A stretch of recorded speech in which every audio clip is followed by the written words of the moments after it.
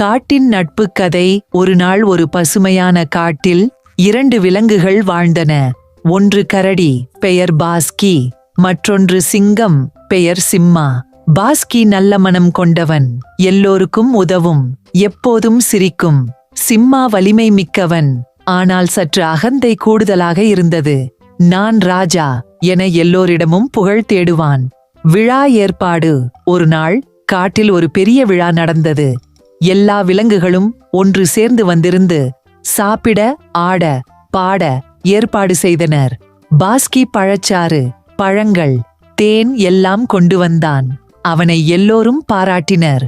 அந்த நேரத்தில் சிம்மா வந்தான். நான் ராஜா, எனக்கே முதல் பரிமாறு வேணும். சிம்மா, இங்கே எல்லோரும் நண்பர்கள். முதலில் யார் வந்தார்களோ அவர்களுக்கே முதல் பரிமாறு. சிம்மா கோபமாகி எதையும் சாப்பிடாமல் சென்றான்.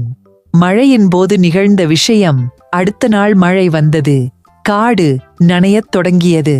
சிம்மா ஒருவன் மட்டும் காட்டில் நடந்து கொண்டிருந்தான். திடீரென அவன் ஒரு பள்ளத்தில் விழுந்தான். ஓ, யாராவது இருக்கீங்களா? உதவுங்க, நான் சிக்கிட்டேன். எவரும் அருகே வரவில்லை. எல்லாருக்கும் அவனை பார்த்தால் பயமாக இருந்தது. தூரத்தில் இருந்த பாஸ்கி அவன் குரலை கேட்டான். சிம்மா, என்னாயிற்று? பாஸ்கி, நான் விழுந்துட்டேன், உதவி பண்ணு. பாஸ்கி ஓடி வந்து ஒரு பெரிய கிளையை பயன்படுத்தி அவனை வெளியே இழுத்தான். நட்பு துவங்கியது பாஸ்கியின் உதவியால். சிம்மா பிழைத்தான். அவன் உண்மையாக நன்றியுடன் பேசினான். பாஸ்கி, நான் தவறு பண்ணிட்டேன். நீதான் எனக்கு உண்மையான நண்பன். நண்டுன்னா உதவிதான். கோபம் வந்தாலும் நண்பனை விட்டு வைக்க முடியாது. அந்த நாள் முதல் சிம்மா அகந்தையை விட்டான். அவன் இனிமையாக பேச ஆரம்பித்தான். எல்லாருக்கும் மரியாதை கொடுத்தான். காட்டில் சந்தோஷம். பாஸ்கியும் சிம்மாவும் நல்ல நண்பர்களாக ஆனார்கள்.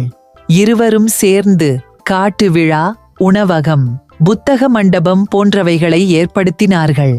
பசுமை, அமைதி, நட்பு எல்லாம் அந்த காட்டில் தங்கிவிட்டன. இந்த கதையிலிருந்து என்ன கற்றுக்கொள்கிறோம்? நட்பு முக்கியம். உண்மையான நண்பர்கள் சிக்கலில் உதவுவார்கள். அகந்தை வேண்டாம். எல்லோரும் சமம்.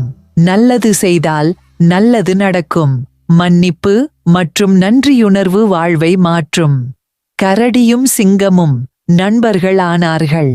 அகந்தையை விட்டதும் சந்தோஷம் தேயான்றியது. நட்போடு வாழ்வோம். எல்லோரும் சமம். இதுதான் வாழ்க்கையின் உண்மை.